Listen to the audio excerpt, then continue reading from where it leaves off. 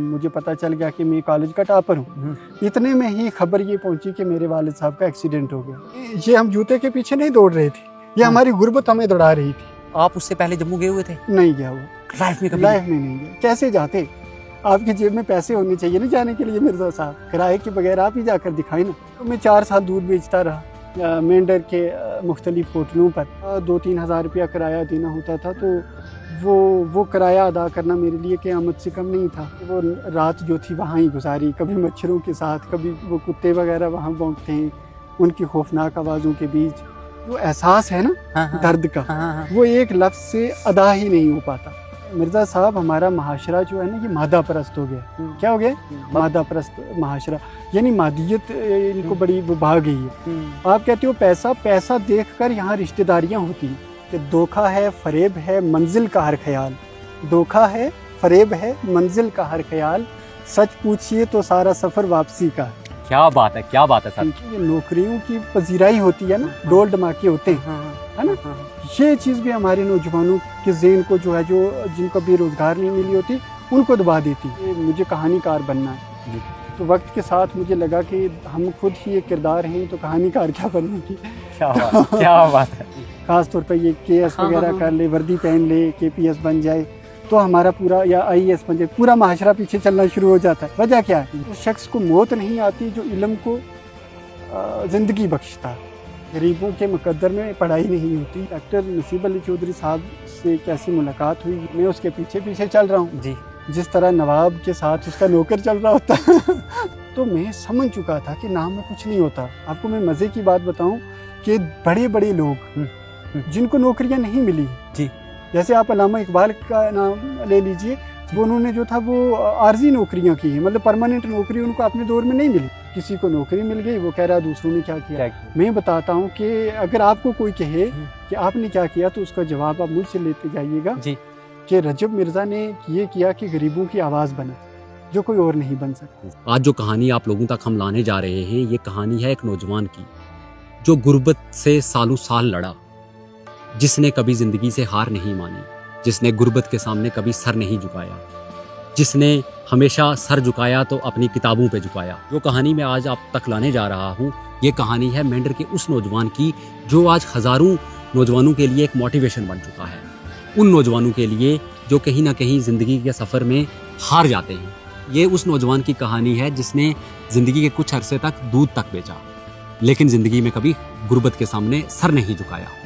ये उस नौजवान की कहानी है जो गुर्बत के सामने चट्टान बन के खड़ा हुआ। कहानी है डॉक्टर शकील कटारिया की, जो कसाब से ताल्लुक़ रखते हैं। तमाम मेंढर के लोग इनको जानते होंगे। रिक्वेस्ट रहेगी कि वीडियो को ज़्यादा से ज़्यादा शेयर करेंगे, ताकि ये कहानी उन नौजवानों तक पहुँचे जो नौजवान कहीं ना कहीं ज़िंदगी की रेस में हार चुके हैं, कहीं ना कहीं वो गरीबी के सामने अपना सर झुका चुके हैं। डॉक्टर शकील कटारिया एक मिसाल है, एक जिंदा मिसाल है मेंढर के नौजवानों के लिए, जम्मू कश्मीर के नौजवानों के लिए। हौसले बुलंद हूँ तो आपको आपकी मंजिल तक पहुँचने से कोई रोक नहीं सकता। यहीं से जाते थे स्कूल में? हाँ, हमारा यहाँ से रास्ता था पैदल नीचे जाने का। हाँ। और ये मुझे याद है कि जब 6ठी जमात में मैंने दाखिला लिया, तो गवर्नमेंट मिडिल स्कूल मेंढर पहुँचने से पहले हमें ये सामने का जो दरिया है, नाला सा, मेंढर, हाँ, इसको मकामी लोग जो है मेंढरी के नाम से मौसूम करते जी, इसको क्रॉस करना पड़ता था। उस वक्त इस दरिया के ऊपर पुल नहीं था, और मेंढर का ये दरिया मौसमी दरिया है। हाँ, बिल्कुल। खास मौसम में, मानसून में तुर्यानी पे होता है, सावन वगैरह के महीनों में। तो मुझे याद है कि मैं अपने साथियों के साथ जा रहा था। मैं तो दुबला पतला था, कमजोर सा, और मेरे जो साथी थे वो हेल्थी थे, तो उनके सहारे से मैं दरिया को अबूर करने की कोशिश कर रहा था। ये 6th क्लास की बात है। हाँ, तो मेरे पाँव में रबड़ के जूते थे जी, तो जूते जो थे वो इस दरिया में बह गए। हाय है ना। और मुझे याद है मैं तो दौड़ ही रहा था। अब किनारे पे पहुंची और आगे नहीं हम गए, वापस किनारे पे आए, और जूते को पकड़ने के चक्कर में हम 8-10 बच्चे दौड़ रहे थे दरिया के किनारे, और दरिया तुगयानी पर था। हाँ ठीक, ये असल में ये हम जूते के पीछे नहीं दौड़ रहे थे, ये हमारी गुर्बत हमें दौड़ा रही थी, है ना। वरना बिल्कुल रबड़ का जूता ही बच्चा से आज तो कोई पहनता ही नहीं। नहीं, मुझे एक बात बताइए शकील साहब, डेली आप यहाँ से नीचे हाँ, अप डाउन करते थे? अप डाउन यहाँ से डेली करते थे। ये हमारा जो था रोज का रास्ता था। हाँ। और इसी रास्ते से जाना होता था हमारा। मतलब चाहे दरिया हो कुछ भी हो, दरिया, जाना है हाँ, स्कूल। हाँ, जब दरिया है तो फिर या तो हमें इसको क्रॉस करना है, जान जोखिम में डालनी है, या फिर हमें एक और रास्ता अख्तियार करना होता था।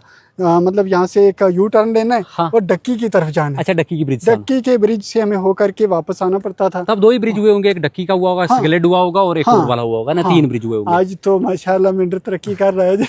आज तो आप नहीं, लोग नहीं। आवाज उठा रहे हैं और जगह जगह पर पुल बन रहे हैं। नहीं नहीं, और मेंढर की तरक्की होनी चाहिए। नहीं, बिल्कुल पीर सर। पंजाल की तरक्की हो रही। मेरी तरफ से, तमाम मेंढर की आवाम की तरफ से आपको मुबारकबाद। एक लंबी, जैसे मैंने लोगों को बताया, एक लंबी स्ट्रगल रही है। ग्राफ जैसे वो नीचे ऊपर है ना। जी, जी। सफ़र कहाँ से स्टार्ट हुआ था सर?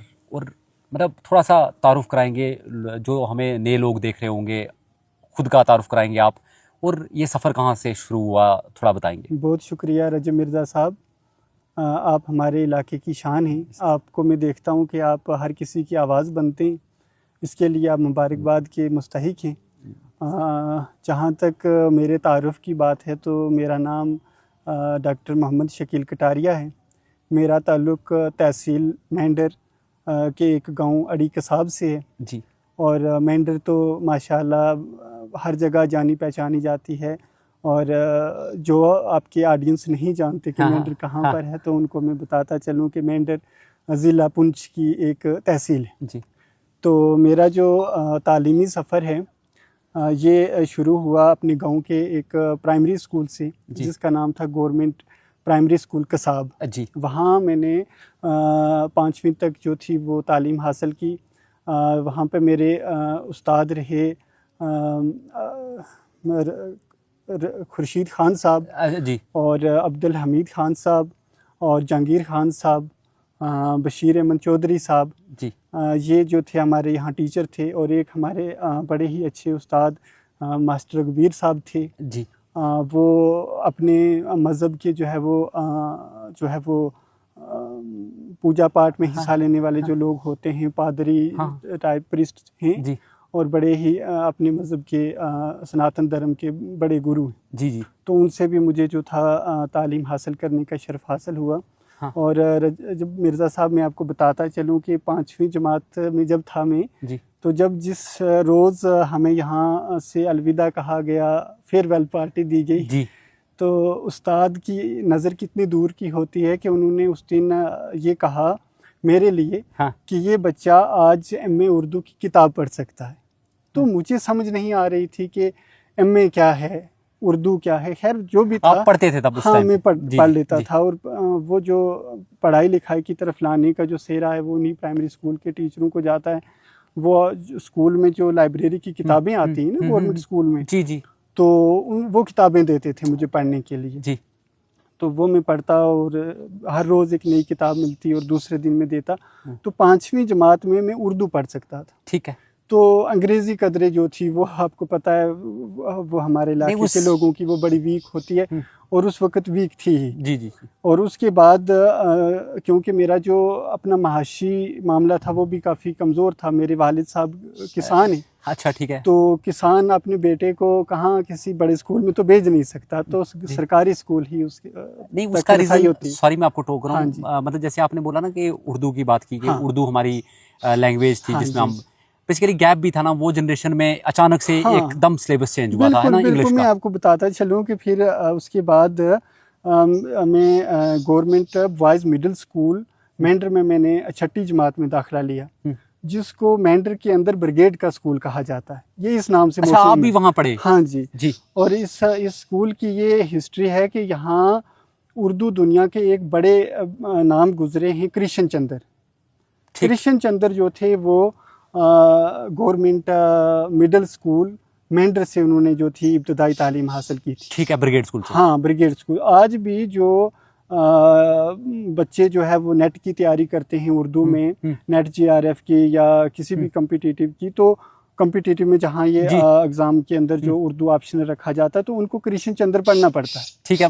हाँ, और ये इतना बड़ा नाम हमारे मेंढर से था। तो मेंढर के अंदर सुर्खी चूना से बना हुआ वो वाहिद स्कूल है और आज भी मौजूद है। अलबत्ता उसकी हालत कदरे जो है वो काबिले तर्स है, दरवाजे जो है वो टूटे हुए हैं, पत्थर लटके हुए हैं, मगर वो मजबूती है, सुर्खी चूने की, तो गिरा नहीं। ठीक है।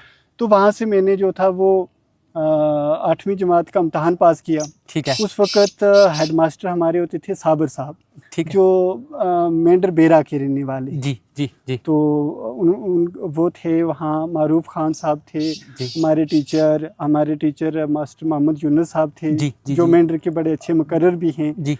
और भारत भूषण साहब हमारे टीचर थे जी। उनसे जो थी वो तालीम हासिल की 8वीं जमात तक। उसके बाद जो आप कहते हो ना कि वो जनरेशन अंग्रेजी की और उर्दू की वो जो चेंज हो गया अचानक हाँ, से सिलेबस चेंज हुआ, वो वाला मामला मेरे साथ पेश आया जब मैंने 9वीं जमात में Mendhar government boys high secondary school Mendhar में दाखिला जी लिया। जी। तो उस वक्त ये हुआ कि हमने 8वीं जमात तक जो किताबें पढ़ी थी, मुख्तलिफ मज़ामीन थे, वो उर्दू में थे। जैसे साइंस भी आपको उर्दू में पढ़नी है, सोशल साइंस है तो वो भी उर्दू में पढ़नी है, तो सारी चीज़ें वैसी थी, तो वो तो मेरा ठीक चल रहा था। अब जब 9वीं जमात में पहुंची तो पहली बार हमें जो था वो अंग्रेज़ी की किताब के अलावा बाकी किताबें भी अंग्रेज़ी में पढ़ने को मिली। और उस वक्त आदमी अचानक से जब ज़ुबान बदलती है तो यूँ समझिए कि दुनिया बदल जाती है। बिल्कुल। तो ज़ुबान जो है वो एक बहुत बड़ा हथियार है इंसान के पास, और ये हथियार हाथ में आता है तो आदमी तरक्की की ज़िनाएं चढ़ता है। बिल्कुल बिल्कुल। तो उस वक्त ये जो गैप पड़ गया था, तो इस गैप को फिल करना था। मुझे याद है कि जब government boys high secondary school Mendhar में मैंने दाखिला लिया, तो उन दिनों मेरी माशी हालत बड़ी कमज़ोर थी, इक़्तिसादी हालत बड़ी कमज़ोर थी।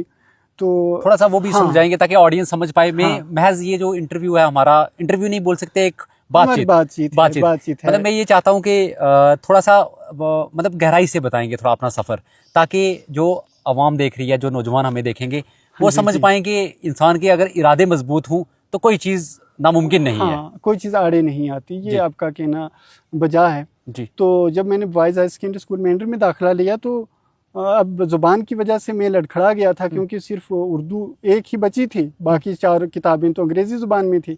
तो मैं लड़खड़ा रहा था कि अब मैं दूसरे बच्चों का मुकाबला कैसे करूं, है ना, जो मुख्तलिफ प्राइवेट स्कूल से पढ़ के आए थे, या वो बच्चे जिनके वालिदैन जो थे वो प्रिविलेज बैकग्राउंड से थे, अच्छी बैकग्राउंड से हैं, और जिनके घरों में पढ़े लिखे लोग हैं, एजुकेशनली एलीट लोग हैं, तो उनके बच्चों से जो पाला पढ़ा, तो मुझे लगा कि दुनिया बदलने वाली है, और मैं इस स्ट्रगल में पड़ गया कि मुझे जो है पढ़ाई छोड़नी नहीं है और इसके लिए मुझे कुछ ना कुछ करना है। तो ये हुआ कि माशी हालत कमज़ोर थी वालिद साहब की, और मेरे भाई जो हैं वो राजगीर का काम करते हैं, राजगीर समझते हैं आप, मिस्त्री का काम। मेरे 2 भाई बड़े हैं, वो मिस्त्री का काम करते हैं, ये मकान वगैरह बनाना होता है तो ये वो करते हैं। तो वालिद साहब किसान थे, तो मुझे ये लगा कि दुनिया बदल रही है, इसको थामना पड़ेगा, वरना गाड़ी जो है वो कहीं भी जा सकती। अब हुआ ये कि घर से मैं क्या करता कि सुबह दूध लेकर जाता, 4-5 केजी दूध, 6 केजी दूध लिया हुआ। कितने साल बेचते रहे दूध आप? तो मैं 4 साल दूध बेचता रहा मेंढर के मुख्तलिफ होटलों पर। मुझे उसी दौरान जो 9th के बाद? 9th के बाद मैंने क्या किया कि वो बेचना शुरू किया। सुबह के वक्त में जाता हूँ, घर वाले दूध देते हैं, मैं जाके जो है वो मेंढर बाजार में दूध बेचता हूँ। आपने जम्मू में देखे होंगे हमारे बनियारा बरादरी जो है गुजर वहाँ की, जैसे वो काम करते हैं, वो मैं मेंढर का था, यूँ समझ लीजिए। तो ऐसे मैंने यहाँ क्या किया कि वो होटलों पे दूध बेचा। पेशा कोई गलत नहीं होता या छोटा नहीं होता, वो मगर मजबूरी थी, और वो उस चीज़ से निकलना भी जो है वो भी लाजमी था कि उस चीज़ से निकला जाए। ये नहीं है कि जो चीज़ गले पड़ी है तो उसी में रहो। तो वहाँ मैं दूध बेचता और फिर स्कूल जाता, और जब मुझे ये समझ लगी कि मैं तो दूसरे बच्चों का मुकाबला नहीं कर सकता, फिर मैंने एक दिन देखा कि दूध बेचते बेचते मैं एक महल्ले में गया। उस महल्ले में मैं ऐसे गया कि होटल वाले ने दूध लिया नहीं, शायद उसको कहीं और से आ गया था जी। तो मैं वो दूध का मटका पकड़े हुए एक महल्ले में गया, तो वहाँ बच्चे, यही मेंढर में? हाँ। कौन सा मोहल्ला? ये सोना वाली बावली जी। वहाँ गया, सोना वाली बावली जो महल्ला है, वहाँ पे ये हमारे मारूफ खान साहब जो है ना एनसी के जो लीडर हैं, उनके घर के पास एक घर था। वहाँ बच्चे, मैंने एक घर से बहुत से बच्चे निकलते देखे गेट से बाहर। तो मैंने उनको पूछा, क्योंकि वो मेरे क्लासमेट भी थे, मैंने उनको पूछा आप कहाँ जाते हो? उन्होंने कहा कि यहाँ हम ट्यूशन पढ़ते हैं। पता किया तो वहाँ हमारे उस्ताद मोहतरम थे श्री हरमीत सिंह साहब जी। वो बहुत ही काबिल उस्ताद और काबिल तारीफ इंसान हैं। वो वहाँ पर ट्यूशन बच्चों को पढ़ाती थी। तो मैं वो दूध का मटका लिए वहाँ पहुँच भी गया। तो उनके घर तो मैंने सर को कहा कि सर मैंने ट्यूशन पढ़नी है। तो आपको पता है कि जब प्यासा कुएं के पास पहुँच जाए तो कुआं इनकार तो नहीं करता ना। तो आपने यही बात बोली? मैंने कहा कि मुझे सर ट्यूशन पढ़नी है। तो उन्होंने कहा हाँ पढ़ो। अब ये हुआ कि वहाँ जो बच्चे ट्यूशन पढ़ रहे थे ना, मतलब कोई 2 किताबें पढ़ रहा था, कोई 3 किताबों की ट्यूशन पढ़ रहा था। तो मैंने भी 2 का बोला कि कहीं चलो मैं इस पटरी पे आ जाऊँ। अब ये था कि उन्होंने बोला कि एक किताब पढ़ोगे तो आपको 300 रुपये इसकी फ़ी देनी पड़ेगी। ठीक है। मैंने हाँ में सर हिलाया और मैं बैठ गया। ठीक। अब वहाँ पढ़ना शुरू किया। इस तरह उनके पास मैथमेटिक्स की ट्यूशन ली और साइंस की ट्यूशन ली और वो इतना हो गया जी। अब जब 2 महीने की ये छुट्टियां पड़ती है ना, ये बात जून जुलाई की है। तो अब ये था कि उन्होंने जो था वो पढ़ाना शुरू किया, मैंने पढ़ना शुरू किया। फिर मैं वापस आया, मैंने घर वालों से कहा कि मैं पढ़ना चाहता हूँ और एक रास्ता मुझे मिला है, अगर आप इजाज़त देंगे और कुछ पैसे देंगे तो मैं निकल सकता हूँ। तो घर वाले भी चाहे कितने भी गरीब क्यों ना हों, वो बच्चे को तो कहीं पहुँचा हुआ देखना चाहते हैं। हर माँ बाप की, हर बहन भाई की ये ख्वाहिश होती है। बिल्कुल। तो उन्होंने क्या कहा कि आप ट्यूशन पढ़ें, हम आपको पैसे देंगे, आप ये जो दूध दे रहे हो इसी में से दे देना। मैंने कहा ठीक है। अब क्या हुआ कि वहाँ सर के घर में मैं पढ़ने लग गया। कुछ दिनों के बाद उन्होंने कहा जी आप लोगों के यहाँ किसी के घर दूध है? तो मैंने कहा जी मेरे तो है, दूध ही दूध है। ठीक है। तो उनको दूध देना शुरू किया। अब ये जब 2 महीने मैंने पढ़ा तो सर ने जो वो पैसे बन रहे थे दूध के वो मेरे हवाले किए। ठीक है। कि ये जी आपके दूध के पैसे हैं, आप ले सकती हैं। तो अब 2 महीने पूरे हो चुके थे। तो फिर मैंने सर को कहा कि सर मैं पढ़ना चाहता था, मगर गरीबों के मुकद्दर में पढ़ाई नहीं होती, ये इतनी होती है ना जो मैंने कर लिया, क्योंकि मुझे 10th का लग रहा था कि यहाँ से उड़ जाना है। ऐसा मुझे फील हो रहा था कि अगर मुझे यहाँ किसी ने थामा नहीं तो गाड़ी जो है वो ज़रूर जो है वो एक्सीडेंट ही होनी है। तो ट्रेन से जो है वो मैंने उतर जाना, डीरेल हो जाना है। अब हुआ ये कि सर ने कहा कि कोई बात नहीं, अगर आप पढ़ना चाहते हो तो मैं तुमसे पैसे नहीं लूँगा, तुमने पढ़ना है। मगर ये ज़हन में लेकर आना है कि तुमने पढ़ना है। ये ना हो कि ये ज़हन में हो कि जब 10th का एग्ज़ाम होगा तो सर नकल करवाएंगी। होता ना हमारे इलाकों में, दूर दराज का इलाका है तो कहीं किसी बच्चे के ज़हन में ये ख्याल भी हो। तो उन्होंने कहा कि अगर तुम 10th पास ना हुए तो मैंने तुम्हारी पिटाई भी कर दी। तो उस ज़माने में थोड़ा टीचर डराते भी थे, वो अच्छा भी था, होना भी चाहिए। जी जी। तो मैंने सर की बात को माना, क्योंकि ज़रूरत तो मुझे थी ना। जी जी जी जी। तो मैंने पढ़ना शुरू किया। अब सर जो थे उनको मैं दूध देता था, वो पैसे भी मुझे देते थे और पढ़ाते भी थे। इस तरह क्या हुआ कि 4 साल जो थे मैं 9th के से लेकर 12th तक उनके घर में पढ़ा और उन्होंने बच्चों की तरह मुझे रखा। मतलब सभी चीज़ें लफ्ज़ों में बयान नहीं हो सकती ना। हाँ। तो फिर क्या हुआ, उसके बाद 12th हो गई और 12th के बाद में उस वक्त 10th में मैंने 70% जो थे वो मार्क्स लिए थे। उस दौर में वो बड़े थे। आज के दौर में तो 99 वाला भी कहता है कि कम है ना। अब मुम्तहिन कुछ ज़्यादा ही जो है मेहरबान हो जाते हैं। तो क्या हुआ कि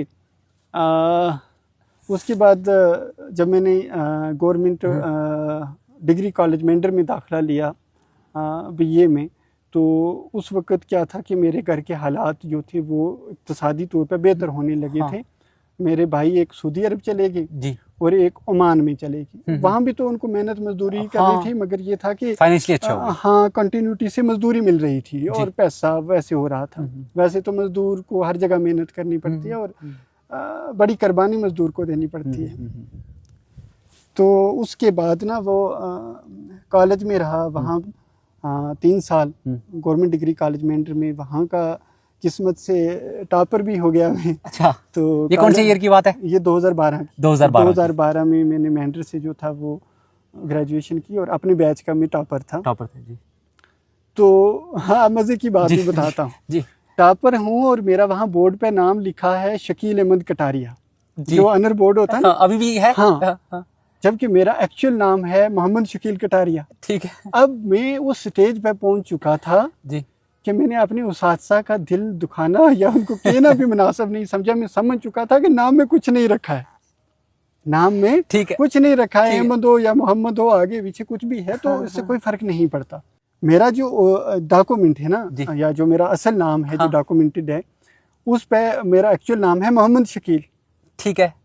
अब क्या हुआ था कि जब मैं 9th में चला गया था ना उस स्कूल में, हाँ। मुझे अंग्रेजी तो नहीं आ रही थी, जी मगर मैं उर्दू अच्छी बोल लेता था। जी। और क्या हुआ कि मैं स्टेज सेक्रेटरी बन गया और मैं बोलने लग गया स्टेज के ऊपर। अब हाँ हाँ, स्टेज सेक्रेटरी बनने से पहले एक स्टेज सेक्रेटरी हमारे थे अभिषेक भाई यहाँ मेंढर से, जी। तो उनको मेरा नाम याद हो गया, मोहम्मद शकील। हाँ हाँ हाँ। तो वो जब भी सुबह मॉर्निंग असेंबली में बुलाते तो कहते मोहम्मद शकील स्टेज पे आ जाए, तो मैं चला जाता। जी। और जिस दिन मैं नहीं जाता था ना, हाँ हाँ हाँ। उस दिन जो भी मोहम्मद शकील दूसरा होता था उसकी कोई सर पटाई कर देते थे। फिजिकल टीचर होते थे हाँ। कि भाई नाम तो तुम्हारा भी मोहम्मद शकील है, तुम क्यों नहीं जाते, नाम कॉमन नाम जी। है। आप boys high secondary school Mendhar को मेंढर का हाट भी कहा जाता है। बिल्कुल, बिल्कुल। पूरे इलाके से लोग यहाँ बच्चे पढ़ने आते। जी तो वो जो मेरे दूसरे साथी थे वो एक वफद की सूरत में मेरे सामने आए जी और उन्होंने कहा कि शकील भाई अपना नाम बदलो, जी। अगर आप नाम नहीं बदलोगे तो हमारी पटाई हो जाती है। आप तो बोल लेते हो स्टेज पे, हमारा क्या होगा। अब वो जो वफद था उसमें 4-5 शकील थे, अब जी। सबकी बातें मुझे सुननी थी। हाँ हाँ। मेरे साथी थे। हाँ मैंने कहा क्या नाम रखूं, उर्दू भी मतलब आती थी, पढ़नी आती थी ना, उसमें कोई मास्टरी थोड़ी जी कर जी रखी जी होती है जी बच्चे जी ने। जी जी। अब क्या था कि मैंने कहा क्या नाम रखूं। एक ने कहा जी आप नाम रखें मतलब शकील अहमद कर दी। ठीक है। दूसरा बोला ना मेरा नाम शकील अहमद है, मेरा ये नाम नहीं रखना, ये रखोगे तो जिस दिन तुम नहीं आओगे फिर मुझे मार पड़ जानी। मतलब रखना, नाम रखने से मतलब ये कि स्टेज सेक्रेटरी को बताना है नाम, बिल्कुल। ताकि वो इस नाम से पुकारे। जी। अब क्या हुआ, फिर मैंने कहा जी शकील चौधरी रख लेता हूँ। वो एक चौधरी भी खड़ा हो गया, उसने कहा ये नाम नहीं रखना, ये मेरा है, मुझे भी मार पड़ जाएगी। शकील खान का कहा मैंने, वो भी था। वो भी उसने भी कहा ये नाम नहीं होना चाहिए, है ना। अब उन अपने साथियों की बात सुनी, फिर वो कहते कुछ तो करो। मैंने कहा यार ऐसे हमें घर में कहते हैं कटारिया वगैरह, वो कहते यार यही अच्छा है, ये बहुत अच्छा है। फिर कुछ पता नहीं था अच्छा था या बुरा था, मैंने अपने नाम के साथ यही चिपकाया, कटारिया। हाँ जी। पर्ची लिखी जी। शकील कटारिया और सीधा जाकर स्टेज सेक्रेटरी को दी। मैंने कहा आज के बाद मेरे असल नाम से आप मुझे पुकारोगे, अगर आप मुझे डेली गलत नाम से पुकारते हो जी, मैं जी। सर को कंप्लेंट कर दूंगा। ठीक है। तो आप स्टेज पे बुलाओगे जी तो इस नाम से पुकारना। जी। तो वो वहां से वो शकील कटारिया शुरू हो गया, फिर वही गाड़ी चलती रही आगे। तो वो रिजल्ट, वो जीडीसी में जो नाम लिखा हाँ, गया वो शकील अहमद कटारिया, वो डिग्री कॉलेज मेंढर का जो ठीक है। ऑनर बोर्ड है, जो जी। टॉपर बच्ची होती है उधर ये लिखा हुआ। तो मैं समझ चुका था कि नाम में कुछ नहीं होता, बिल्कुल, या बिल्कुल। नंबर होता, अगर मान लो 1 2 हाँ, 3 रखा हाँ, होता तो भी काम चल जाना था। जी। हम कौन से इतने तूफान है, हाँ। और अपने आप को इतना ज्यादा तोप समझना भी नहीं जी चाहिए। जी जी। अच्छा, तो फिर क्या हुआ कि कॉलेज लाइफ के बाद। हाँ कॉलेज लाइफ, वहाँ मैं कॉलेज का टॉपर भी हुआ। जी। और उस दिन की मैं आपको बात बताता हूँ कि जब सेकंड ईयर का रिजल्ट था, हाँ। अब भी थर्ड फाइनल में तो जाके टॉपर हुआ, सेकंड में भी मैं जो था वो टॉपर था। मतलब फर्स्ट सेकंड था तीनों सेमेस्टर के, तीनों ईयर के अंदर, उस वक्त ईयर होता था। जी।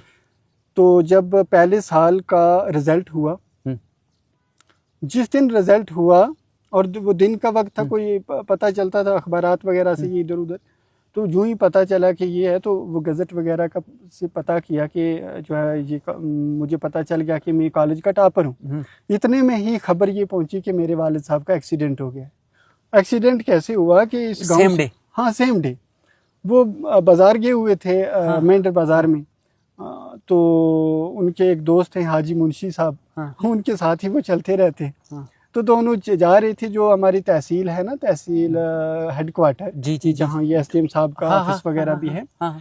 उसके सामने जो रोड है इससे गुजर रहे थे। तो एक बाइक वाले ने जो तेज रफ्तारी से चल रहा था, उन्होंने आके उनको, बुजुर्ग आदमी है तो आके मार दिया। जी। मतलब वो शायद उससे वो संभाल नहीं पाया होगा, कुछ हाँ, भी वजह रही हो। हाँ। तो उनको वो बाइक से जो था वो उनकी टांग टूट के फ्रैक्चर हो गई हाँ, काफ़ी हाँ, यहाँ से। तो उससे किसी ने फ़ोन किया हमारे घर में कि ऐसे मामला है। तो अब एक बच्चा जो होता है उसके लिए वालिद सब कुछ होता है, सब कुछ होता है। जी जी। तो वो खुशी और गम जो थे वो दोनों साथ साथ, एक मुझे साथ आए। समझ नहीं आ रही थी कि उनकी सूरत हाल क्या होगी। हाँ। एक्सीडेंट मतलब एक्सीडेंट, हाँ। कुछ भी हो सकता है। हाँ। तो मैं बाकी वाले कोई गाड़ी से कोई किसी तरह, तो मैं पैदल ही जा रहा था। ये रोड वगैरह भी उस वक्त इतनी खास थी नहीं, गाड़ियाँ भी नहीं थी हमारे पास। तो गांव में गाड़ियां भी कम आती हैं, तो पैदल ही मैं दौड़ने लग गया। तो जब मुझे यहाँ रास्ते, से सर, सॉरी मैं रोक रहा हाँ। हूँ आपको फिर दोबारा से, मुझे एक चीज़ बताइए, यहाँ से तब आप पैदल जाते थे? हाँ, यहाँ से हम पैदल नीचे जाते ये थे। सारा सफर जो अभी तक का, हाँ, ये पैदल किया था ना वो अभी तक का जिंदगी का सफर सारा पैदल था कॉलेज तक? बिल्कुल, कॉलेज तक क्या जी, यूनिवर्सिटी तक का भी बताएंगे। अच्छा ठीक है, अभी बात नहीं नहीं, मैं ऐसे पूछ रहा हूँ कि ये सफर अभी तक का पैदल था सारा? सारा सफर डेली कसाब से नीचे जाना? हाँ, ये 3 किलोमीटर कमोबेश सफर बनता है। मतलब दिन का 6 किलोमीटर पैदल 6 चलना। किलोमीटर जो है वो मिनिमम चलना है जी। और कभी कभार क्या इन चीजों के लिए तो दूसरी बार भी बाजार जाना पड़ जाता है। एग्जैक्टली, हाँ बिल्कुल बिल्कुल। तो सफर लंबा होता रहता फिर जब पता चला आप पैदल गए तो मैं जा रहा था, तो कुछ रास्ते में मुझे मेरे साथी मिले, तो उनको ये लगा कि शायद इसका कोई सब्जेक्ट बैक हो गया है। तो मैं थोड़ा वो रो रहा था, तो उनको ये लगा कि शायद कोई सब्जेक्ट बैक हुआ है, तो इस वजह से ये रो रहा है। तो उन्होंने कहा कि कोई बात नहीं, अगर कोई सब्जेक्ट रह जाए तो ऐसा मामला नहीं, अगले साल आदमी निकल जाता है। मैंने उनको बताया कि बता भी नहीं पा रहा था, मैं इमोशनल बड़ा हूँ, मैं मतलब एक इजहार नहीं कर पाता, तो मैं बता नहीं पा रहा था कि हुआ क्या, मगर मैं भागे जा रहा था। जब मैं हॉस्पिटल पहुंचा तो उनको यहाँ से रेफ़र किया जा रहा था, और उस वक्त भी मुझे पढ़ाई की जो अहमियत है ना वो समझ में आई। मेरे गांव से एक डिस्ट्रिक्ट प्लानिंग ऑफिसर गुजरे हैं, नज़ीर साहब जी, वो वहाँ पर मौजूद थे, और उस वक्त वो एप्लीकेशन लिख रहे थे बीएमओ साहब के नाम के, एम्बुलेंस दी जाए, है ना जी। तो पढ़ाई की कीमत हर स्टेज पे बंदे को महसूस होती है। मैं वहाँ पहुँचा, वालिद साहब को देखा और देखा कि अल्लाह के फजल से वो ठीक है। जी। मतलब फ्रैक्चर तो टांग हो गई, मगर उनको जम्मू ही लेके जाना पड़ेगा, यहाँ तो इलाज है नहीं। तो वहाँ पे इलाज हुआ, तो अल्लाह के फजल से अब वो ठीक हैं। मगर यह है कि मैंने देखा कि खुशी और गम साथ साथ चलते हैं, और सारी बातें मिर्ज़ा साहब किताबों में भी बयान आदमी नहीं कर सकता, तो हम एक वीडियो में क्या ही कर लेंगे। नहीं सही बात है ना, खुशी हाँ, सेम डे आई जिस दिन खुशी, सेम डे। हाँ, अब ये नहीं लगा कि इस दिन के लिए वालिद साहब ने वेट किया होगा, बेचारों के साथ उसी दिन के लिए हुआ। क्योंकि एक होता है ना, ऐसी चीजें हो जाती हैं, तो ये चीजें, क्योंकि वो भी वेट कर रहे होंगे रिजल्ट का बच्चे का, क्योंकि उनकी मेहनत और घर से पढ़ने वाला ही मैं था। मेरे बड़े भाई तो वही माशी सूरत हाल की वजह से छोड़ना नहीं कर सके, पढ़ाई नहीं कर सके, वो काबिलियत में। अच्छा, फिर सर फिर आगे क्या होता है?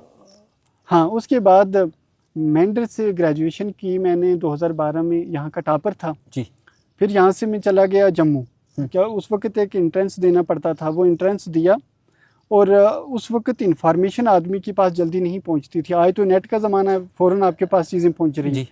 तो उस वक्त ये चीज़ें इतनी थी नहीं, अभी आ रही थी चीज़ें जी। तो अखबार ही से काम चलता था। तो अखबार में दिया गया था कि ये जो एंट्रेंस दिया है जम्मू यूनिवर्सिटी का बच्चों ने, इसका रिजल्ट फलां तारीख को होना है, ठीक, और उसके बाद एडमिशन शुरू होनी है, 3 दिन के अंदर दाखिला लेना है जी। अब क्या हुआ कि मैंने घर वालों को ये खबर सुनाई, और मैंने कहा कि रिजल्ट हो जाएगा, रिजल्ट का पता नहीं चलना है, और मेरा दिल कहता है कि मैंने वो निकाल लेना है, ठीक। तो आप मुझे जम्मू भेजें और मैं दाखिला लेता हूँ, वहाँ पे एडमिशन हो जाए मेरी। और उर्दू से रगबत शुरू से थी जी, तो क्योंकि प्राइमरी स्कूल से ही टीचर जो थे उर्दू की किताबें मुझे देते थे, तो जो अंग्रेज़ी का भी आप अच्छे थे। हाँ, तो मुझे उसी तरफ जाना था। मुझे लगता था कि मुझे कहानीकार बनना है जी। तो वक्त के साथ मुझे लगा कि हम खुद ही एक किरदार हैं, तो कहानीकार क्या बनेगी। क्या बात है। तो क्या हुआ कि मिर्ज़ा साहब वहाँ पहुँचे हम जम्मू जी। जम्मू मेरे साथ एक बंदे को लगा दिया घर वालों ने, कोई कहीं का बंदा था जी, उसको साथ भेज दिया कि ये आपको यूनिवर्सिटी तक पहुँचाएगा जहाँ आपने एडमिशन लेनी है जी जी। इतना ही पता था कि एक जगह है जहाँ बच्चों ने आगे की पढ़ाई करनी है, तो ये नाम यूनिवर्सिटी, ये PhD, ये मेरे घर में मेरे साथ ही पहुंचे, उससे पहले तो थे। अच्छा, ठीक है, मतलब सुना भी नहीं था। ठीक है। अब ये एक ऐसी जगह जहाँ दाखिला लेना था, उसके लिए मुझे भेजा गया था। तो जो शख्स मेरे साथ गया वो जम्मू बस स्टैंड उतरा गाड़ी से, और मैं उसके पीछे पीछे चल रहा हूँ जी, जिस तरह नवाब के साथ उसका नौकर चल रहा होता बैग लिए हुए, वो आगे आगे जा रहे हैं, मैं पीछे पीछे जा रहा हूँ। वो सीधा जीवल चौक में एक मैखाना है, वहाँ चले गए अंदर, और मुझे समझ नहीं आई कि यहाँ है क्या। बाहर तो कुछ होता नहीं ना, तो बाहर बोर्ड शोर्ड पड़ा नहीं। अंदर चले गए हम, अंदर चले गए तो जाते ही उन्होंने कहा जी कि 2 जाम लाए जाएं। ठीक है। आप दो थे मतलब? हम बंदे दो, एक में हो गया, एक वो सेक्स। अच्छा, बोलता दो ले आओ। हाँ, दो जाम। मैं देखता हूँ तो इधर उधर जो थी वो बॉटल्स वगैरह जी जो जी थी जी वाइन जी। की, वो देखी आपको मैंने। पता चल गया था कि मुझे पता चल गया हाँ। ये कि जगह गलत जगह पे एंट्री हो गई हाँ, है। हाँ, तो मैंने कहा नहीं, मैं ये नहीं पीता करता। वीता नहीं हूँ, तो आप ही ये नोश फरमाएं। ठीक है। उस बंदे ने जो था वो पी लिया। हाँ। और जब पीने के बाद वो खड़ा हुआ तो उसकी पाँव लड़खड़ा रही थी। ठीक है। आजकल वैसे भी हाँ, नशा मुक्त हाँ, भारत की बात हो हाँ, रही है, तो हम बात करेंगे ना। जी जी, बिल्कुल बिल्कुल। तो उसके पाँव लड़खड़ा रही थी, तो मुझे ये लगा कि लड़खड़ाते पाँव के साथ में मंजिल पे, ये इस आदमी की जैसे पाँव लड़खड़ा रही, मैं मंजिल पे नहीं पहुंच सकता। हाँ, मंजिल है भी या नहीं है, ये भी एक धोखा है ना। जी जी जी। हाँ ना। तो बड़ी बात मैंने देखा कि बड़ी एक हाँ, बात, सारी बड़ी बात कह दी आपने कि मंजिल है भी, ये धोखा है। हाँ, हाँ, तो क्या बात है। है ना। हाँ। तो वहां से क्या हुआ, रजब साहब की वो जब बाहर निकला वो शख्स, तो मैं उसके पीछे पीछे था। हाँ। उनके उस शख्स की जो थी वो पाँव लड़खड़ा रही थी। मुझे लगा कि इन लड़खड़ाते पाँव के साथ मंजिल नहीं मिल सकती है, जो भी है ख्याली ही सही, कुछ भी है वो मिलेगी नहीं। हाँ। तो मैंने उस शख्स को कहा कि आज से यहाँ से हमारी राहें जुदा होती हैं, आप मुझे यूनिवर्सिटी की तरफ जो सड़क जा रही है, जो रास्ता जा रहा है, वो उसकी तरफ लेके जाएं, और वहाँ यूनिवर्सिटी की जो गाड़ी है मेटाडोर, जो जम्मू में मेटाडोर चलती है ना, तो मेटाडोर पे बिठा दी। जी जी। तो ये उससे मैं इसलिए पूछ रहा था कि गांव से निकला हुआ बच्चा, दूर दराज गांव से, उसके लिए जम्मू भूल भुलैया से कम नहीं है। समझ नहीं आती नहीं, जायज बात है, जायज बात है। पहली दफा जाओगे। हाँ, मेरे साथ ऐसा आपका था। फर्स्ट हाँ, टाइम था वो? फर्स्ट टाइम ही था जिंदगी में पहली दफा जम्मू गए आप? हाँ, ग्रेजुएशन करने की बात 2012 में, है ना। तो आप उससे पहले जम्मू गए हुए थे? नहीं गया हुआ था, लाइफ में कभी? लाइफ में नहीं गया। कैसे जाते, आपकी जेब में पैसे होने चाहिए ना जाने के लिए मिर्जा साहब। किराए के बगैर आप ही जाकर दिखाए ना। आपकी जेब में पैसे होंगे तो आप गाड़ी बैठोगे ना। और वैसे जरूरत भी मुझे तो थी नहीं ना। ठीक है। हाँ। फिर भी होता है ना, शौक होता है ना, शौक जो है ना, हाँ, ये शौक पैसे के तब साथ, हाँ। पैसे के जायज साथ बात, जायज शौक बात, जायज। जन्म लेते हैं मिर्जा साहब। हाँ। अच्छा, फिर शौक वैसे शौक दबाने पड़ते हैं ना, शायद बच्चों के अंदर होते होंगे, मेरे अंदर भी हुआ होगा, मगर ऐसा था नहीं ना, मतलब कोई नहीं, मैं हैरान हूँ कि आप। हाँ। अच्छा, फिर नहीं, क्या आप हुआ? ठीक कह रही है, ये हैरानगी ही वाली बात है। अच्छा, फिर क्या हुआ कि वहां से मैं मेटाडोर पे बैठा, शाम के तकरीबन 6-7 का टाइम होगा जी। तो मैं वहां से मेटाडोर पे बैठा, और उस बंदे ने बिठाया, और मैं चला गया वहां पर यूनिवर्सिटी में। ठीक है। अब यूनिवर्सिटी के अंदर तो मैं इंटर हो गया। अब मैंने उर्दू डिपार्टमेंट भी जाके देखा। अब मुझे ये दिल में फिक्र थी कि अगर मैं यहाँ से चला गया बाहर, क्योंकि एडमिशन तो दूसरे दिन होनी थी और वो लास्ट दिन था एडमिशन का, मुझे ये लगा कि अगर मैं बाजार में चला गया, भूल भुलैया में, तो मैं वापस नहीं आ पाऊंगा, क्योंकि गांव का पूरा वो, जैसे आप समझ लें किसी पहले दौर का एक्सपोजर नहीं था। बिल्कुल, हाँ, मैं समझ गया जी। फिर तो मैंने वहाँ राजेंद्र सिंह ऑडिटोरियम है, उसका एक छोटा सा बरामदा है जी। उसमें मैंने वो रात जो थी वहाँ ही गुजारी, कभी मच्छरों के साथ, कभी वो कुत्ते वगैरह वहाँ भौंकते हैं उनकी खौफनाक आवाज़ों के बीच। मगर मैंने ये ठान ली थी कि अब यहाँ से उसी वक्त निकलेंगे जब कुछ बनेंगे। और बरामदे में ही रात? हाँ, बरामदे में। और मेरा छोटा सा बैग था, वो मैंने सराहने रखा और मैं बरामदे में सो गया। गरीब को डर भी नहीं होता इतना ज़्यादा, शायद हाँ, अमीरों को ज़्यादा डर लगता है मिर्ज़ा साहब। तो उनके मच्छरों के बीच में वो कुत्तों की आवाज़ें, वो सारा कुछ। अच्छा, सुबह जब इसी तरह रात कटी और सुबह कोई 7-8 बजे जो है ना, वो यूनिवर्सिटी में लोग आना शुरू हो जाते हैं, टीचर आना शुरू हो जाते हैं, बच्चे आना शुरू हो जाते हैं। तब जब आए? हाँ, नहीं, मैं कहाँ बंदा सो पाता मिर्ज़ा साहब, मगर मैं जागा ही हुआ था। जागते जागते रात कटी और जब सुबह हुई तो वहाँ एक नल था, उस नल पे मैंने अपना चेहरा वगैरह धोया, है ना, कपड़े शपड़े सीधे किए, वही तो थे, और सीधा चला गया मैं department Urdu department, I mean.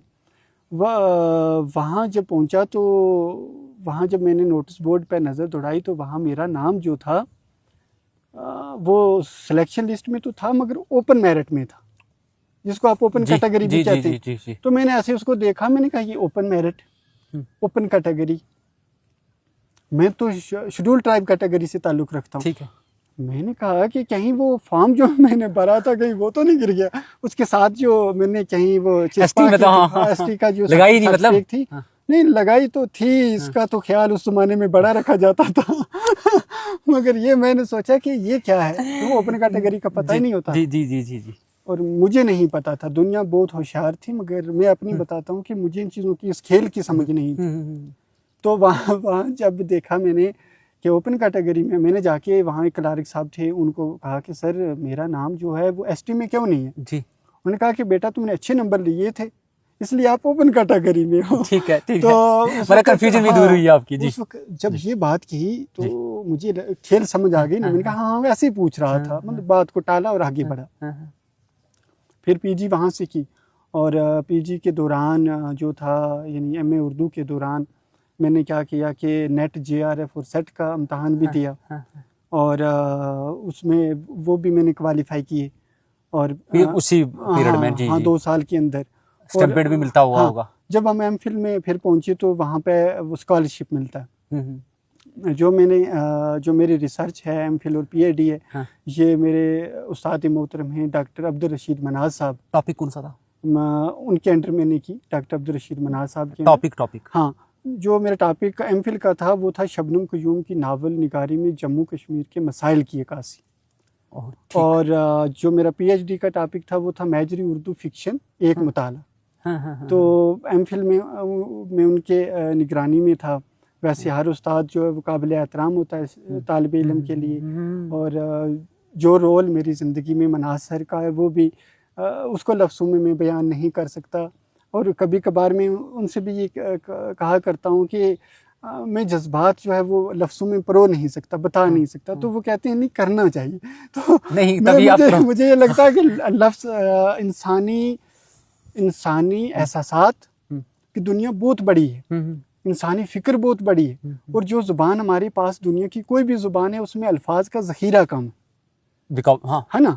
इसीलिए एक बात के लिए हमारे पास 10-10 जो है ना वो अल्फाज होते हैं। मान लो आप दुख भी कह रहे हो, दर्द भी कह रहे हो, तकलीफ भी कह रहे हो, क्यों आप एक ही वर्ड से काम चलाते हैं ना। मतलब ये हुआ कि जो एहसास है ना दर्द का, वो एक लफ्ज़ से अदा ही नहीं हो पाता। बिल्कुल बिल्कुल बिल्कुल। तो उन्होंने जो था मुझे अपनी निगरानी में लिया, और मतलब छोटी छोटी बातें जो रिसर्च से मुताल्लिक थी वो उस भूल भुलैया से निकालने वाले डॉक्टर अब्दुल रशीद मनाज सर ही थे।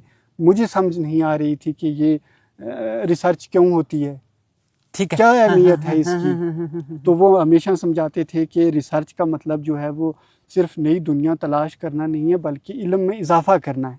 ठीक ठीक। और एक मरतबा मनाज सर ने कहा कि जो शख्स उस शख्स को मौत नहीं आती जो इल्म को ज़िंदगी बख्शता है ना। तो ऐसे उस्ताद की रहबरी मुझे मिली, और बार बार मैं गलतियां करता रहा, बार बार वो इम्प्रूवमेंट करते रहे। और मतलब मैं क्या बताऊं, यहाँ तक कि पीएचडी में जो मुझे टॉपिक डीआरसी से मिला मैजरी उर्दू फिक्शन का, तो वो मुश्किल लग रहा था मुझे, क्योंकि उन लोगों पे काम करना था जो हिंदुस्तान, पाकिस्तान, बांग्लादेश को छोड़ करके दुनिया के दूसरे मुल्कों में आबाद हैं और वहाँ पे उर्दू में नावल और अफसाने लिख रहे हैं। तो आप बताएं, आपको क्या पता इटली में कौन काम कर रहा है? हाँ, एग्जैक्टली। और नावल लिख रहा है या अफसाने लिख रहा है। मॉरिशस में कौन है, जर्मनी में कौन है? जी। मैं तो गाँव से निकला हुआ बंदा था, और जिसको अभी जम्मू शहर की समझ पूरी नहीं आ रही थी। तो मुझे इस तरह की दुनिया मिल गई थी। तो उस दुनिया से निकालने में जो मनाज सर ने रोल अदा किया, उन्होंने चीज़ों को समझाया, और उनसे मतलब जहाँ जहाँ मुझे परेशानियाँ आ रही थी रिसर्च के दौरान, तो उन्होंने उसमें बहुत बड़ी रहबरी की। मैं उनका एहसानमंद हूँ, और शागिर्द कभी उस्ताद का एहसान अदा ही नहीं कर सकता। वो प्राइमरी स्कूल से यूनिवर्सिटी तक के हमारे उस्ताद हैं, और वहाँ पे कॉलेज में जो हमारे उस्ताद थे, मैं नाम लेना भूल गया, जैसे अयाज चौधरी साहब, डॉक्टर गुलाम अब्बास साहब जी, और डॉक्टर मुगल आजम साहब, और मुजीब साहब, है ना। तो यहाँ पे डॉक्टर लतीफ़ मीर साहब थे, शरीफ साहब थे। मतलब मैं अगर चंद के नाम लूँ और बाकी को का जिक्र ना करूँ तो ये ज़्यादती है। मैं समझ रहा हूँ। और यूनिवर्सिटी में जो उस्ताद थे, प्रोफेसर शहाब नायत मलिक साहब हैं, डॉक्टर अब्दुल रशीद मनाज साहब हैं, डॉक्टर रियाज अहमद साहब हैं, डॉक्टर चमन लाल भगत हैं, डॉक्टर फरद शमीम साहिबा हैं जी। मतलब सभी से, एक बच्चा जब पीजी में जाता है तो सभी से फैज़याब होता है। जी। उस्ताद के सामने बैठा हुआ बच्चा वो सभी उस्तादों का होता है, और एक शागिर्द के लिए सारे उस्ताद मोहतरम होते हैं। और ये चीज़ें मैंने देखी। और हमारे उर्दू डिपार्टमेंट ऑफ उर्दू की जो मैं बात करता हूँ जम्मू यूनिवर्सिटी की, वहाँ एक से बढ़कर एक उस्ताद हैं, अच्छे उस्ताद हैं, मतलब जिनका बच्चों के साथ लगाव है। और मैं आपको एक यहाँ टोक रहा हूँ मैं आपको बात का। डॉक्टर नसीब चौधरी जी ने एक चीज़ बोली थी मुझे जी, अभी देखा होगा आपने भी इंटरव्यू। हाँ, आप देखा उन्होंने बोला था कि मैं पहली दफ़ा मुझे बड़ी खुशी हुई कि शकील कटारिया जी के, डॉक्टर शकील कटारिया जी के जब इस बार सिलेक्शन हुई JKPSC में, तो पहली दफ़ा देख रहा हूँ कि मुझे बहुत खुशी हुई कि डोल बाजे हार पैसों के पहनाए गए। नहीं जी, मेरे गांव के लोग उनको कैसे जानते हैं आप? हाँ, वो बात भी बताता हूँ जी। डॉक्टर नसीब अली चौधरी साहब, जब मैं वहाँ पहुँचा हूँ यूनिवर्सिटी में जी, तो जब मैंने एडमिशन लिया तो उस वक्त वो MPhil कर रहे थे, MPhil के आखिरी आयाम में थे वो। तो वो स्टूडेंट लीडर भी थे जी। तो जो लीडर होता है उस पर निगाहें सभी की होती हैं जी। और बोल चाल में कुछ में भी था जी। तो हमारी वो कहीं मतलब स्टूडेंट्स की बात करते हुए हमारी मुलाकातें होना शुरू हुई, एक दूसरे को समझना शुरू हुआ। अभी मैं नया था, वो बड़े आगे थे मुझसे। तो मैं आपको बताऊं कि वो गुर्बत तो मेरे साथ वहाँ भी थी ना। जब मैं जम्मू यूनिवर्सिटी में वहाँ दाखिला लिया तो उसके बाद एक किराए पे मैंने कमरा लिया वहाँ पे, एक महल्ला है यूनिवर्सिटी के गेट के सामने जी। अब वहाँ जो उसका 2-3 हज़ार रुपया किराया देना होता था, तो वो किराया अदा करना मेरे लिए क़यामत से कम नहीं था। बड़ा होता है ना। बिल्कुल जनाब। हाँ, वो और मेरे भाई मुझसे बहुत करते थे, उन्होंने बहुत मतलब मजदूरी करके। अब मुझे ये फिक्र रहती थी कि कब मैं अदा करूँगा, पे बैक करूँगा। वो इतनी मेहनत कर रहे हैं, धूप में काम कर रहे हैं, उन सभी चीज़ों का मुझे गिल्ट भी रहता है इंसान के अंदर। मेरे अंदर रहता था। तो मैं सोचता था कि कहीं मैं इनके पैसे ज़ाया ना कर दूं। और ये इधर मैं अपनी तरफ से तो कोशिश कर रहा हूँ कि ज़ाया ही ना कर दूं। तो मैं ये चाहता था कि कम से कम पैसे उनके भी लगी। तो वहाँ पर क्या हुआ कि डॉक्टर नसीब अली चौधरी साहब से कैसी मुलाकात हुई, ये आपका सवाल था। तो वो अब मेरे सीनियर थे और जब बातचीत हुई तो उनमें बड़े भाई जैसी झलक मुझे महसूस हुई। तो मैंने उनको बता दिया एक दिन, मैंने कहा नसीब भाई मेरे घरेलू हालात बड़े ख़राब हैं और मुझे जो है हॉस्टल चाहिए। उन्होंने कहा तो जब फॉर्म भरोगे तो हॉस्टल मिल जाएगी। मैंने कहा हॉस्टल मिलते मिलते 5-6 महीने का वक्त गुजर जाता है। तो 5-6 महीने में मेरा दिवालिया निकल जाना है ना, मतलब किराया कैसे अदा कर पाऊंगा। तो उन्होंने फिर क्या किया कि वो उनकी वहाँ जो हॉस्टल के वार्डन वगैरह थे या जो दूसरा अमला था उनके साथ उनकी अच्छी बनती थी। तो उन्होंने उनको कहा कि मेरा छोटा भाई है, तो जब ये मेरिट में आएगा तो इसको यही हॉस्टल मिल जानी है, आप इसको पहले ले लो। तो मतलब अलाटमेंट से पहले मुझे उस हॉस्टल में उन्होंने भेज दिया। तो मैं ये कहता हूँ कि पर ना अगर वो मामला शायद ना वो ऐसा बात ना करते तो मुझे शायद भागना पड़ता जम्मू से, मैं घर आ जाता गुर्बत की वजह से। तो वहाँ वो सहारा बन गया, मतलब तीसरा भाई, दो तो मेरे घर हैं, तीसरे वो भाई हैं जी। तो उन्होंने भाई जैसा रोल अदा किया और हर मरहले में वो भी साथ रहे जी। तो हाँ, PhD का जो सफ़र है फिर हाँ, PhD जो थी वो भी मेरे डॉक्टर अब्दुल रशीद मनाज साहब की अंडर रही और उन्होंने उसमें बड़ा मेरी मदद की। उसके बाद जब आप PhD कंप्लीट कब हुई आपकी? मेरी 2021 में हुई। 2021 में कंप्लीट हुई। उसके बाद आपने जॉब करना कब स्टार्ट किया? जॉब शुरू किया मैंने 2021 से में ये मतलब कंप्लीट हुई। तो उसके बाद जो था वो ये सिलसिला शुरू हुआ एकेडमिक अरेंजमेंट लेक्चरर का जी। ये एक मतलब जम्मू कश्मीर में एक स्कीम है जिसके तहत कॉलेजेस के अंदर स्टाफ की कमी होती है जी। तो उसकी भरपाई के लिए कॉन्ट्रैक्चुअल ही माने एक एकेडमिक अरेंजमेंट सिस्टम है, वहाँ लेक्चरर तैनात किए जाते हैं हर साल। तो उस तरह मैंने गवर्नमेंट डिग्री कॉलेज रजौरी में, जिसको PG कॉलेज रजौरी भी कहते हैं, वहाँ काम किया और वहाँ पर ग्रेजुएशन वाले बच्चों को और पोस्ट ग्रेजुएशन जो बच्चे उर्दू में कर रहे थे उनको पढ़ाया और ये सआदत हासिल हुई। हाँ, मैं एक चीज़ पूछना चाहूँगा आपसे सर, फर्स्ट जो कमाई की आपने, हाँ जी, फर्स्ट जो अर्निंग थी आपकी जी, कितनी थी? मतलब फर्स्ट टाइम कितनी सैलरी थी?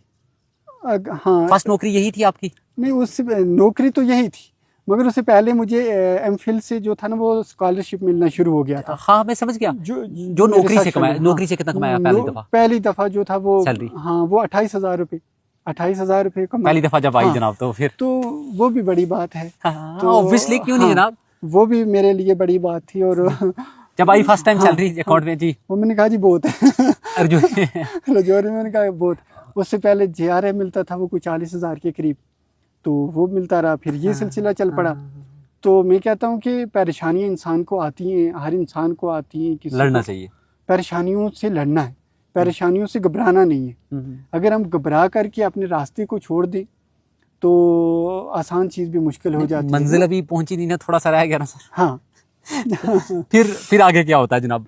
तो इस दौरान जब रजौरी से मतलब ये हाँ। आपने 3-4 साल JKPSC का एग्जाम क्लियर करने से पहले आपने हाँ, ये जो मैंने काम किया कॉलेज के अंदर, गवर्नमेंट डिग्री कॉलेज रजौरी और गवर्नमेंट डिग्री कॉलेज धराल के अंदर, तो इस दौरान मैंने ये देखा कि जहाँ हमें एक तरफ ये नौकरी करनी है जो एक आर्जी नौकरी है, तो इससे निकलना भी है। अब अगर आदमी ये कहे कि यही बहुत है तो फिर तो काम उधर ही रहेगा ना। तो फिर मैंने क्या किया कि साथ साथ में पढ़ना शुरू कर लिया कि मुझे जब ये PSC जो है पोस्टें जो है वो निकालेगी तो उस मैदान में खरा उतरना है।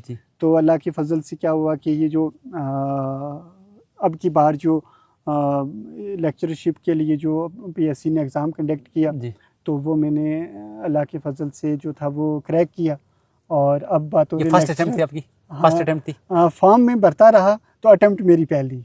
फॉर्म इस तरह भरा कि पहली बार मैंने फॉर्म भरा मैं शॉर्ट लिस्ट हुआ असिस्टेंट प्रोफेसर के लिए। तो जब हमने वाइवे के लिए जाना था तो उस वक्त वो क्या हुआ कि जो नोटिफिकेशन था ना वो विथड्रा करके तो उन्होंने दोबारा फॉर्म लगवा दी। तो उस वक्त आनन फानन जो थी वो तैयारी नहीं कर पाए रिटर्न की। मैं समझ गया। तो अब की बार हमारे पास वक्त था, पहले से हम तैयार थे मेंटली कि अब जो है मैं रिटर्न के लिए तैयार होना है, और उसके साथ हमारी क्वालिफिकेशन भी देखी जाएगी, वो तो पूरी थी, PID तक थी, नेट JRF था, सारा चीज़ें थी, पब्लिकेशन थी, है ना, सारी चीज़ें थी। सर मतलब ये तमाम सफ़र ये कहाँ से स्टार्ट हुआ, कहाँ तक पहुँचा? कसाब से स्टार्ट हुआ, फिर ब्रिगेड स्कूल में, फिर बॉयज़ हाई सेकेंडरी में, फिर GDC में, फिर जम्मू यूनिवर्सिटी में, फिर रजौरी में आप एज मतलब जो आपने किया असिस्टेंट प्रोफेसर थे वहाँ पे आप, है ना? हाँ, मतलब कॉन्ट्रैक्चुअल। फिर उसके बाद JKPSC लास्ट पे आपको एक मंजिल मिलती है। ये मंजिल थी आपकी, यही मंजिल थी? नहीं, मंजिल आदमी ये मतलब मेरी ये थी, ऐसा तो नहीं कहना चाहिए, मगर अल्लाह का फजल है, बहुत है। मतलब मैं खुद को तो इस काबिल भी नहीं समझता। ये अल्लाह, ये सफर जारी रहेगा डॉक्टर शकील कटारिया का ये सफर मजीद जारी रहेगा? ये इंशाल्लाह मैं कोशिश करूंगा, मैं किताबों से जुड़ा रहूंगा। तो डॉक्टर शकील कटारिया जब बच्चे थे तब एक सपना लिया था कि मैं कृष्णचंद्र जी जैसा एक नॉवलिस्ट बनूंगा, है ना, नसर निगार बनूंगा। वो अल्लाह का शुक्र है, वो जो है वो चीज़ नसर निगार बनना या शायर बनना या फनकार बनना, वो ना तो डिग्री के साथ होता है जी, और ना नौकरी के साथ होता है जी। आपको मैं मज़े की बात बताऊं कि बड़े बड़े लोग जिनको नौकरियां नहीं मिली जी, जैसे आप अल्लामा इकबाल का नाम ले लीजिए, वो उन्होंने जो था वो आर्जी नौकरियां की हैं, मतलब परमानेंट नौकरी उनको अपने दौर में नहीं मिली जी। मिर्ज़ा असदुल्ला खान गालिब बड़े नाम हैं उर्दू दुनिया के, बहुत काबिल, क्या बात है। मतलब उनके ज़हन के बराबर का तो आज तक उर्दू दुनिया में कोई दूसरा शायद से नहीं हुआ, मगर नौकरी नहीं थी, है ना। तो नौकरी कामयाबी होती है? नौकरी कामयाबी नहीं होती, ये ऐसा नहीं है आप सिर्फ नौकरी को कामयाबी कह लें जी, ऐसा नहीं। ये हमारे माशरे में है या हिंदुस्तान की पूरी सोसाइटी में है? ये एक्चुअली हमारे हिंदुस्तानी की, चलो हम बात कर लेते हैं जी। एक्चुअली यहाँ पे आप नौकरी से ना मुख्तलिफ चीज़ें मुराद ली जाती हैं जी। कभी कभार आप देखना कि कोई हमारा भाई जो है वो किसी इसमें बेल्ट फोर्स में चला जाए, ख़ास तौर पे ये KS वगैरह कर ले, वर्दी पहन ले, KPS बन जाए, तो हमारा पूरा, या IAS बन जाए, पूरा माशरा पीछे चलना शुरू हो जाता है। वजह क्या है? यहाँ पर अंग्रेज़ों ने हुकूमत की थी, तो बाहर से वो आता था जो उनका ऑफिसर, नहीं, जो उनका ऑफिसर आता था बरतानिया से। हम पर बरतानिया वालों ने हुकूमत की, तो जो उनके ऑफिसर यहाँ आते थे वो अपनी रूप ताब जमाते थे गुलामों के ऊपर, वही स्लेव मेंटालिटी। हाँ, तो स्लेव मेंटालिटी वो जो थी वो आगे चली, वो ही चलती आ रही है, अभी चल रही है, वो चल रही।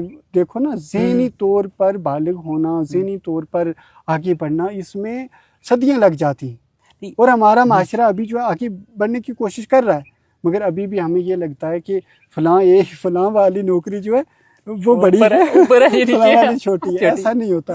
नहीं सर, मतलब आपसे कितने लोग खुश हैं, आप लोगों के लिए कितने फायदेमंद हैं, जी ये चीज आपको बड़ा बनाती है। नहीं सर, अब है ना? बात वही है ना, मैं हाँ। जैसे आपने ये बात की कि नौकरी का, जैसे आपने बोला कि कितने फायदेमंद है ना, हाँ। अब कितनी बार हमें भी सुनने को मिलता है कि जी नौकरी तो नहीं मिली। मतलब मैं ऐसे हाँ, बात कर रहा हूँ, बिल्कुल, जैसे you are मतलब right। चाहे बेशक हम काम करते हैं, हाँ। फेसबुक पे काम करते हैं, लेकिन फिर भी लोग सवाल उठाते हैं कि आपने क्या अचीव किया, मतलब फिर भी सोचते होंगे क्या करता है जी, क्या कमाता है, मतलब बिल्कुल, मैंने बिल्कुल आप समझ आपका रहे हैं क्या, ना, मैं इन चीजों से आपकी सेल्फ गुजरा वर्थ हूँ। इस सोसाइटी के अंदर। देखो, मैं खुद कोई बर्तानिया से तो आया नहीं, मैंने आपको अपनी मिट्टी की जी। बात बताई। इन चीज़ों से हम सब गुजरते हैं, और हाँ। नौजवान हमारा तबका जो है वो इस चीज़ से गुजरता है। और जब ये मैं कहता हूँ ना, ये नौकरियों की पजीराई होती है ना, हाँ, हाँ। डोल धमाके होते हैं, हाँ, है ना, हाँ, हाँ, ये चीज़ भी हमारे नौजवानों के ज़हन को जो है, जो जिनको बेरोजगार नहीं मिली होती, उनको दबा देती है, बिल्कुल उनको बिल्कुल। अंदर से हाँ, तोड़ती है, तोड़ती है। तोड़ती है अंदर से, और तोड़ती है। देखें, एक उस्ताद की तो बात ही अलग है। हजूर सल्लल्लाहु अलैहि वसल्लम की हदीस मुबारक का मफहूम है कि मुझे दुनिया में मुहल्लम बनाकर भेजा गया, है ना। तो उस्ताद की बात तो काबिल एहतराम है, वो चीज़ तो मानने की है। मगर ऐसे हम ये सिर्फ अगर ये पैसों से आप तोलो या नौकरी के मानों में तोलो, तो वैसे नहीं। इंसान का है ना? वैल्यू अब महर पैसे पे रह गई है, और मानते हो हाँ। आप इस चीज को, इंसान की अब वैल्यू मतलब तराजू में एक तरफ नौकरी रखी जाती है, एक तरफ पैसा रखा जाता है, और फिर इंसान को तोला जाता है बिल्कुल, इस ये समाज में। ये मिर्ज़ा साहब, हमारा महाशरा जो है ना, ये मादा परस्त हो गया है। क्या हो गया? मादा परस्त महाशरा, यानी मादियत इनको बड़ी वो भाग गई है। आप कहते हो पैसा, पैसा देखकर यहाँ रिश्तेदारियां होती हैं, होता है ना। एग्जैक्टली आपके पास पैसा नहीं है तो आपका हाँ। रिश्तेदार आपका रिश्तेदार अच्छा, नहीं है, वो भी है ना? रिश्तेदारी में भी आपको पहली साफ में बैठाया जाएगा जब आपके पास अच्छा, अकॉर्डिंग टू स्टेटस। यकीन जानिए, जी अगर जी किसी की कहीं किस्मत से जल्दी नौकरी लग जाए, हाँ। तो उसकी शादी भी जल्दी हो जाती है। नहीं अच्छा, एक शकील साहब, मैं आपका एक्सपीरियंस पूछना चाहूंगा, हाँ। ताने सुनने पड़े इस सफर के दौरान। हाँ, मगर मैं आपको बताऊं, ताने देखो ना, आपके गिरदो नवाब में लोग कैसे होते हैं, मगर अल्लाह के फजल से मुझे जो लोग मिले, मिर्ज़ा साहब, ये मेरी खुशकिस्मती रही। मतलब या तो उनको मुझ पे एतमाद था, या मुझे ही खुद पे कुछ था। कभी किसी ने मुंह खोल के इतनी बात तो कही नहीं, मगर सुनने को मिला ऐसे कौन में, मतलब हाँ, आस पास हाँ, के तो नहीं, देखो लोग नहीं करते आपके बारे में बात, हाँ, मतलब मेरा जो एक्सपीरियंस है या हाँ, जो हम नहीं, सुनते हैं। एक जगह का मैं बताता जी चलो, जी मजेदारी बात है। जी किसी ने हमारी, जो हम तनख्वाह ले रहे थे ना 28,000, जी जी जी जी वो डिस्कस की थी हाँ हाँ कि देखो 28,000 जिसको नहीं मिलता उसके लिए बहुत है, मगर हमें मिल रहा था, हम सोच रहे थे नॉर्मल चीज़ है, इससे कुछ भी नहीं होता। मगर जिसको ना मिलती हो उसको पूछा जाए तो उसके लिए बड़ी बात होती है, ये पैसा भी एक मुसीबत है। एग्जैक्टली मैं समझ रहा हूँ। मगर वो शख्स हमसे ज्यादा तनख्वाह कोई ले जी रहा था। जी जी जी जी जी जी उसने किसी को एग्जांपल दी कि ये देखें, पढ़े लिखे लोग हैं, 28,000 पे काम कर रहे हैं।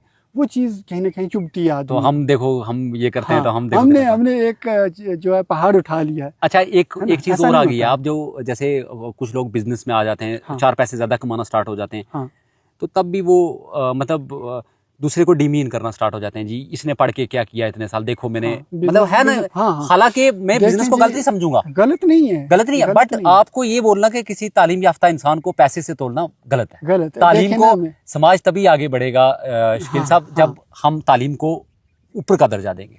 देखिए ना, जी। तालीम या इल्म जो है ना, वो नूर है, समझे ना। नूर, नहीं, नूर नहीं। मतलब रोशनी, जैसे हमारी रोशनी। आंखों की रोशनी होती है ना, अगर आंखों की रोशनी ना हो तो दुनिया हमारे लिए अंधेरा है। इसी तरह इल्म नूर है।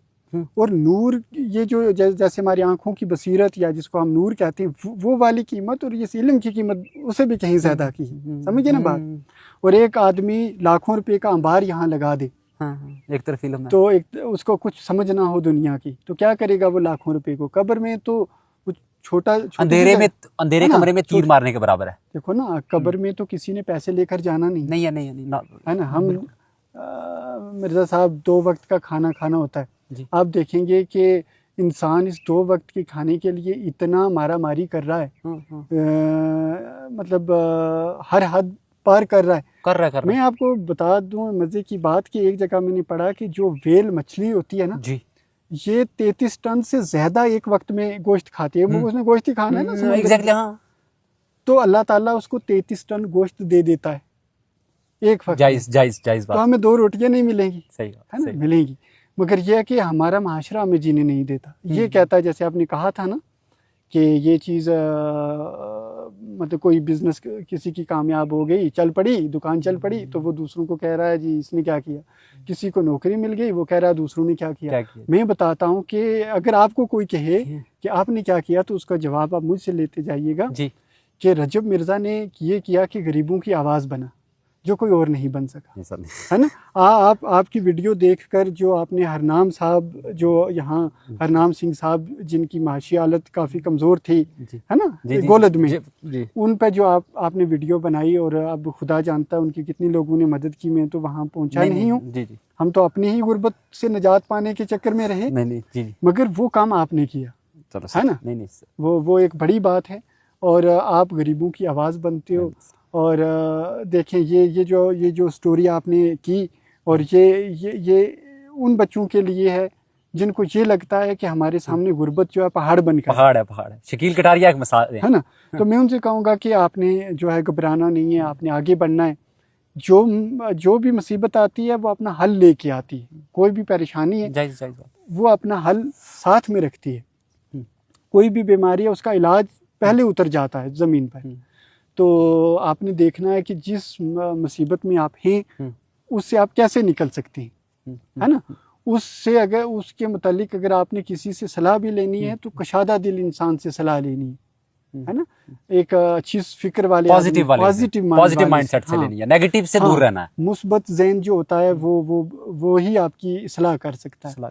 और मैं ये देखता हूँ कि रजौरी पुंछ में मैंने जो रजौरी को देखा, मेंढर पुंछ को देखा, क्योंकि वहाँ तो मेरी वो कर्म भूमि हो गई रजौरी, वहाँ मैंने काम किया। मैंने ये देखा कि हमारे बच्चे बहुत सी मुसीबतों से गुजर रहे हैं। किसी के माशी हालत अच्छी नहीं है, किसी के वालिदैन की अच्छी नहीं है माशी हालत, मतलब किसी के पास ज़मीन नहीं है, किसी को छत नहीं है, मुख्तलिफ प्रॉब्लम्स हैं। तो उनको भी, जहाँ तक आज तो ऑन कैमरा बात हो रही है, तो मैं मशवरे ज़रूर देता रहा हूँ। जो मुझे लगा कि ये मेरी तरह की जंग में है, तो मैंने कहा अपनी हिम्मत नहीं हारनी है, इससे ऐसे निकलना है। नहीं सर, आप जिंदा मिसाल हैं, डॉक्टर शकील कटारिया जिंदा मिसाल हैं कि गुर्बत से कैसे लड़ा जाता है। हाँ। कैसे इंसान, मतलब एक बैकवर्ड इलाके से जहाँ सड़क नहीं जाती थी एक ज़माने में, वहाँ से उठ के एक इंसान आज JKPSC का एग्ज़ाम क्लियर करता है। खैर, ये JKPSC का एग्ज़ाम क्लियर करने तक की स्टोरी नहीं है। हाँ। ये कहानी है गुर्बत से लड़ने की, गुर्बत ना हारने की। हाँ। जब पहली दफ़ा ये जम्मू गए तालीम के लिए गए, और कब गए, जब इनकी मास्टर्स की पढ़ाई के लिए। तो वही बात है, प्यार दीजिएगा हमारे समाज को, ऐसे पर्सनैलिटीज़ की, ऐसी शख्सियतों की ज़रूरत है। अगर मेंढर को आगे बढ़ना है, हमारे समाज को आगे बढ़ना है, तो डॉक्टर शकील कटारिया जी जैसे और लोग हमारे समाज को चाहिए। ये कहानी मोटिवेशन की है, ये कहानी ना हारने की है, ये कहानी हालातों के सामने चट्टान की तरह खड़े रहने की कहानी है। बाकी अपना ख्याल रखोगे, मेंढर का ख्याल रखोगे। टेक केयर, अल्लाह हाफिज़, and thank you so much sir, thank you so much. एक बात बताता चलूँ मैं कि धोखा है, फरेब है, मंजिल का हर ख्याल। धोखा है, फरेब है, मंजिल का हर ख्याल। सच पूछिए तो सारा सफर वापसी का है। क्या बात है, क्या बात है sir, thank you so much, thank you, take care, अल्लाह हाफिज़, बाय बाय, बाय बाय।